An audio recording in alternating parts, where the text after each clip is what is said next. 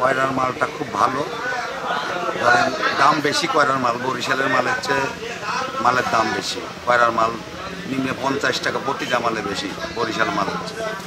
আমাদের চড়া বাজারে কিনতে হয়, চড়া বাজারে বেচতে হয় কয়রার মাল। ধরেন এই মালটা কিনেছি 170 টাকা, বেচতে হবে 200 টাকা, 180 টাকা, এরকমভাবে আমাদের সীমিত লাভে আমরা মাল বেছি। আমরা কোনো কেজি বেশি না, পিস হিসেবে আমরা বেছি।